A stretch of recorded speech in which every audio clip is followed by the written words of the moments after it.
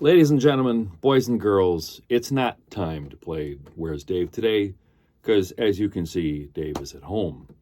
But what it is time to do today is for Dave to give you a little guitar tip, a little guitar lesson, not so much about playing, although playing is part of it, but playing in tune. My apologies for the clickbait title that I'm going to use for this video. I have mixed feelings about it. I'm actually kind of hoping it doesn't work to justify my resistance towards using clickbait titles, but I'm going to test it out and see if it works. All right, so the topic today is, and this is not for everybody, okay? It's not even for all guitar players. If you're a guitar player and you play acoustic guitar, and you play by yourself with no other instruments, right? So you're just solo. You play acoustic guitar, you probably sing, maybe somebody else sings, but your acoustic guitar is the only instrument, all right? That's what we're talking about. And this is hardly a new phenomenon. This is not really groundbreaking or anything. It's been around a long time. It's got a lot of different names. One of them is called sweetened tuning, compensated tuning, blah, blah, blah, blah, blah. And I'm not going to go into all the whys and wherefores and technical stuff because I'm not that smart. I've never really taken the time to study it and know about it. I just know what works and what doesn't work. And that's what I'm going to talk about. So guitar intonation. You got your tuner, right? And this is an old snark. This is an old snark. Can you see how beat up this thing is? Look at the back of that. I think I got this like during the Carter administration. A lot of you are eyes glazing over. What's he going on about? It's an old tuner, but it's a snark tuner. You know how these work. It's got a little quartz crystal inside it. You clip this onto your headstock of your guitar. And I'm going to demonstrate to you that according to the tuner, we're going to tune the 6 strings of this guitar. Boy, this is interesting. I'm going to look at the camera. Yeah, more or less. My apologies if it's not exactly on.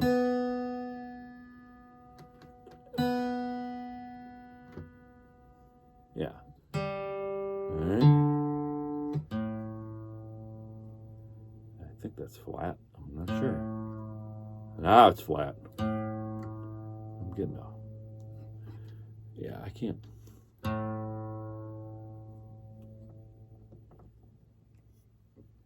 I can't see the tuner is what the problem is.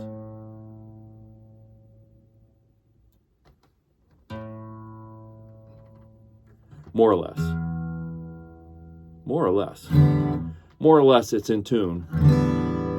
A440. That's what, first of all, that's what the tuner will do for you. It will get you tuned to standard pitch. It is not going to necessarily make your guitar sound in tune. And hopefully this works. So I've tuned the 6 open strings with the tuner. Now I'm going to play a chord. That doesn't sound too bad, actually.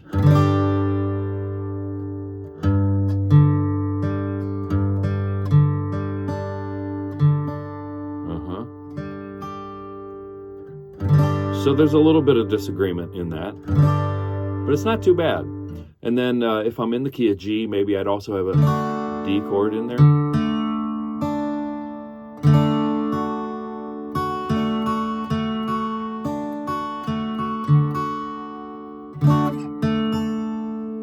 And I'll start playing other octaves, just kind of in the neighborhood. Maybe another chord.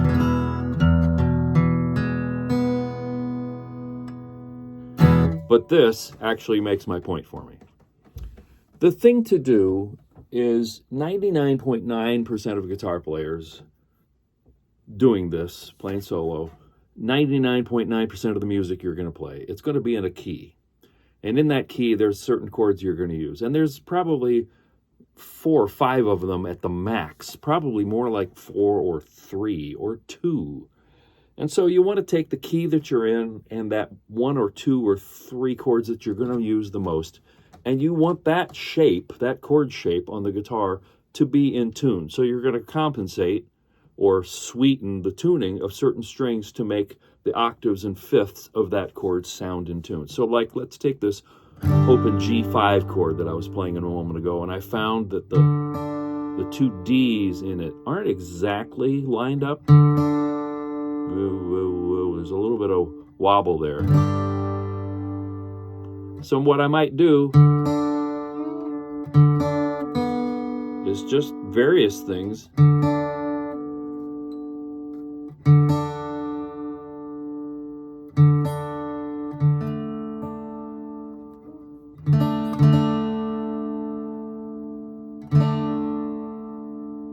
I'm making subtle movements with my finger.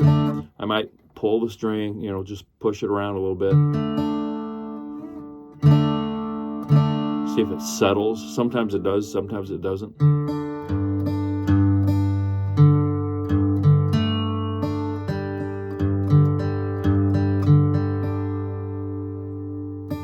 Can't really quite decide. It's not 100% in, but it's pretty close. So then the next thing I might do is take another chord that I'm going to play in this song that's in the key of G, a chord like D, D major.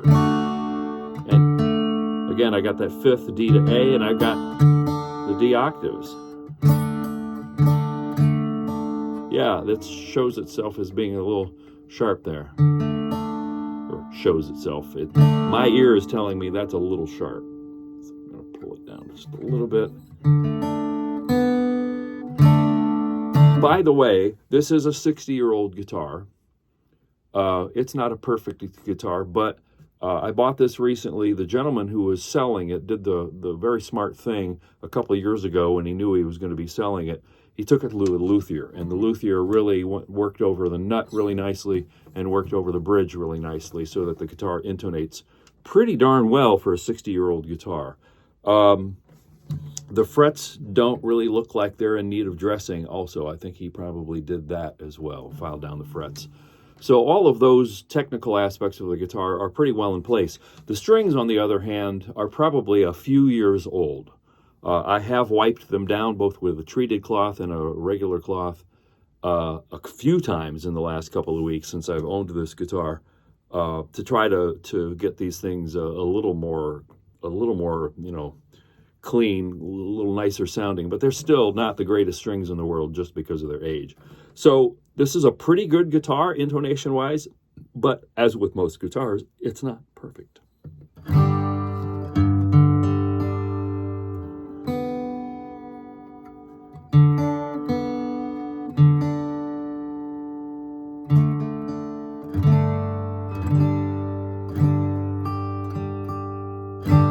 think I'll buy that. My G chord's in tune, my D chord's in tune. Of course, thirds are problematic because a real major third is going to have a wobble to it. It's going to sound naturally sharp to our ears. Is that right or is it flat? I can't remember. I'm a guitar player, not a physicist.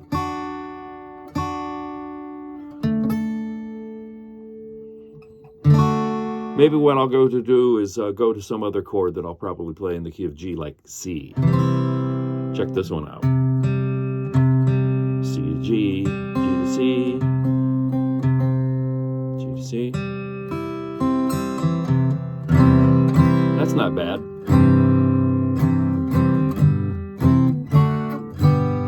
So now my 1, 4, and 5 chords in G are in tune. Again, with itself. Then if I go to put a capo on this, or if I go to play another, let's say the next tune I play is going to be in the key of E, and I'm going to be playing a whole lot of this. And A, and B7. You know, I'm going to be playing that. So here,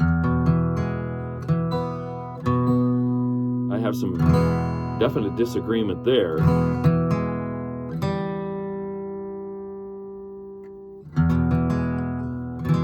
See what I'm doing. I'm pulling the G string down a little bit, B string up a little bit.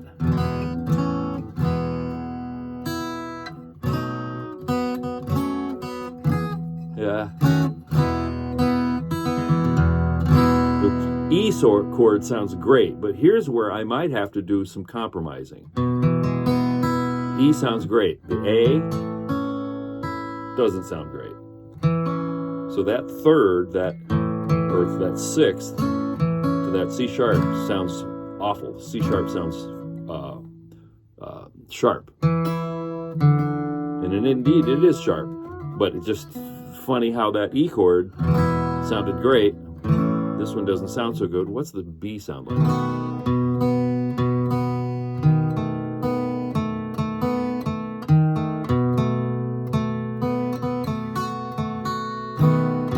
Okay. Yeah, not perfect, but okay. But it's the balance between the E and the A. So I'm going to have to bring this B string down a little bit.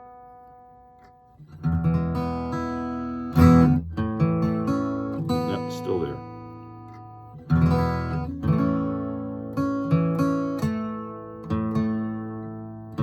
Might have to bring that G back up just a hair too.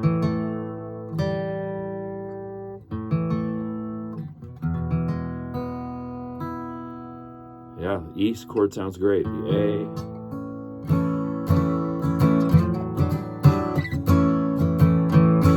Again, you know, what can I live with? That C sharp still sounds a little out of tune on the A, but the B on that second string on the E chord sounds great to my ear. So the main point is, you notice what I'm doing is I'm taking some imaginary song in a key, and in that key, I'm picking out the three main chords that I might play in that key and making sure that they sound good on this guitar in that key right now, given all, you know, the weather and, like I said, the age of the strings, how I play the guitar as opposed to how somebody else plays it. Because the whole point is, if I'm about to play you a song on this guitar in the key of G, it should sound good. If I'm about to play a song on this guitar in the key of E, it should sound good. It should sound in tune. And just putting this on your headstock and making sure that the little lights are doing what they're supposed to do is not going to guarantee you an in-tune performance of a song in a particular key on your instrument. Whatever kind of instrument it is, however old it is or new it is or expensive or cheap or whatever it is, you know, if it's never seen the inside of a repair shop or you just had it somebody fix it up a couple of weeks ago. Regardless, you've got to make your chords sound in tune when you're playing solo acoustic guitar. Now, I've spent a lot of my life playing electric guitar. I never used to do this. I never used to use Sweetened tuning. I tuned to a tuner and I was good to go. Part of the reason was I was always either playing in a band or even better or worse, in an orchestra, either a small pit orchestra for a musical or on stage with, you know, like a 60 or an 80-piece symphony orchestra. It was important for my guitar to be in tune with everybody else, not so much to the guitar to itself, but so that the guitar was in tune with the other instruments with which I was playing. But when you're playing acoustic guitar by yourself, man, oh man, you have to be in tune with yourself. And it partly is just the nature of what you're doing. You're exposing the sound of the instrument so drastically that any little intonation gremlin is just going to be right there for everybody to hear. So I hope that this helps. And if it doesn't, c'est la vie. Like I said, if, you know, at the beginning, you know, if you're not a solo acoustic guitar player, and if you never do this, then this doesn't apply to you. And I'm only talking about this specific instance. Please don't leave me comments about, well, this, you know, that's not the way I play. I play this kind of a guitar, and I can play in this kind of a band, and we do. Well, yes, of course you do. There's something better to do with intonation with that kind of guitar and that kind of band. But that ain't what I'm talking about. And that is part of really the point, too, is that, you know, every situation's different, every guitar's different, every player's different. But when the song starts, it's still up to the player to play the damn thing in tune. That's really all. You got to do that. And if you're not doing that, you know, that's one really important basic part of the job description at which you are failing.